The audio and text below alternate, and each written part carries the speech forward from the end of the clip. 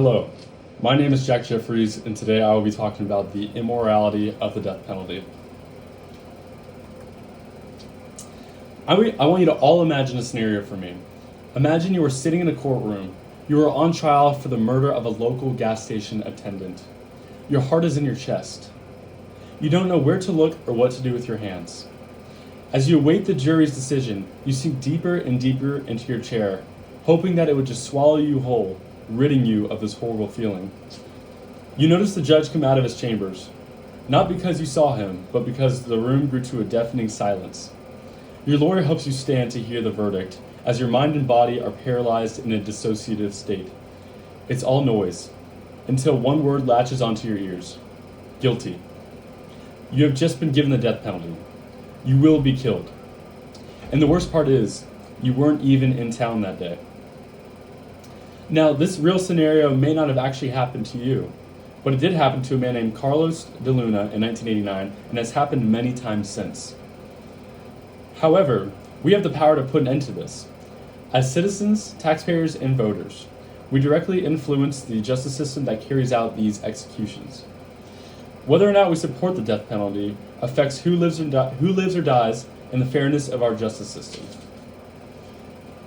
Over these past few weeks, I researched ethical, legal, and statistical aspects of capital punishment using scholarly studies and data from a criminal research organization.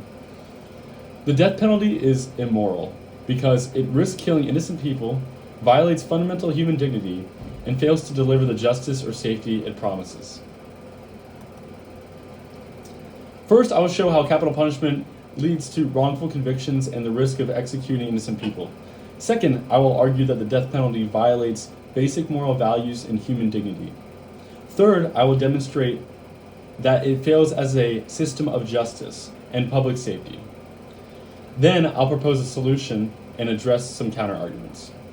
Now that I've illustrated the severity of this issue, let's go into the first argument. The death penalty inevitably results in the execution of innocent people. According to the Death Penalty Information Center, or the DPIC, since 1973, at least 200 people sentenced to death have been exonerated. A peer-reviewed 2014 study estimated that about 4.1% of those sentenced to death, meaning that among those currently on death row, a significant share could be innocent. If a policy leads to the irreversible taking of a human life, yet carries a measurable risk of wrongful execution, then that policy cannot be justified. The death penalty is too dangerous and morally indefensible. The death penalty violates human dignity and undermines the moral principle that every human life has intrinsic value. Encyclopedia Britannica defines the death penalty as a cruel, inhuman, and degrading punishment. Using this standard, capital punishment fails to uphold human dignity. Also, carrying out executions often involves lengthy appeals, isolation on death row, and severe psychological trauma. This process also undermines basic respect for human dignity. If our society claims that every human life has inherent worth, then allowing the state to take life contradicts that value. The death penalty dehumanizes people into objects that can just be eliminated. This violates moral respect for people. The death penalty fails as a system of justice and public safety. According to the DPIC, murder rates are on average higher in states that retain the death penalty.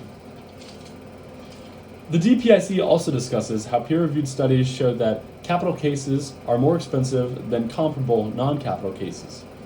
This is due to longer trials, complex appeals, more lawyers, and the death row incarceration.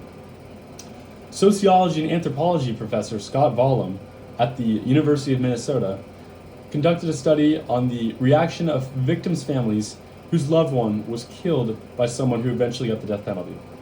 His study shows that 2.5% achieved true closure and 20.1% said that the execution did not help them heal at all. A punishment system that fails to deter crime, drains public resources, and does not reliably serve justice is no adequate punishment system at all.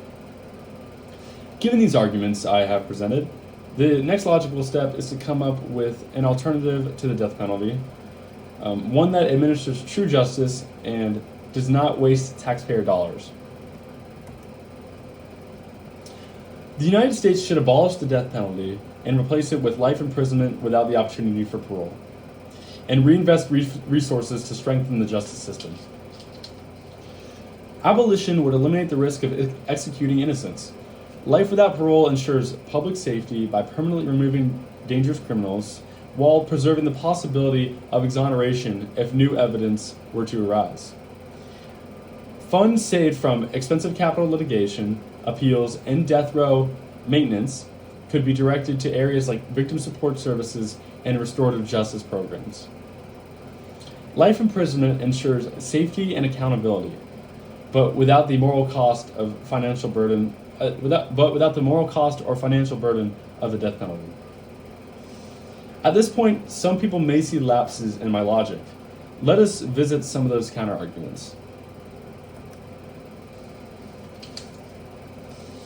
Some people say that some crimes are so horrific that the offender deserves to die, and that anything else would devalue the victim's life.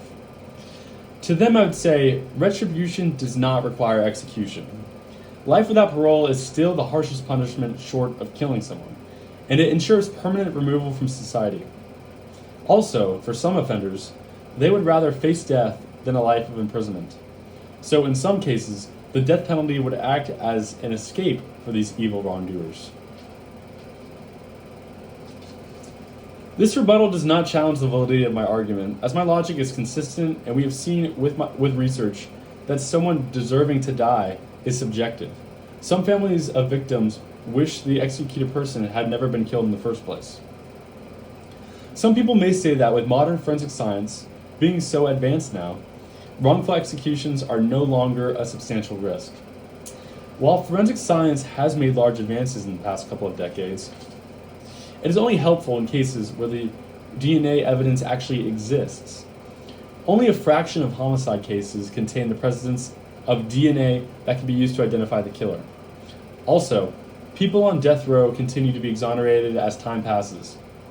If there are exonerations of people on death row, then there's simultaneously a risk of an innocent person being executed via capital punishment. This rebuttal does not challenge the validity of my argument, as I've never claimed forensic science is not advanced or cannot be used to accurately identify a killer.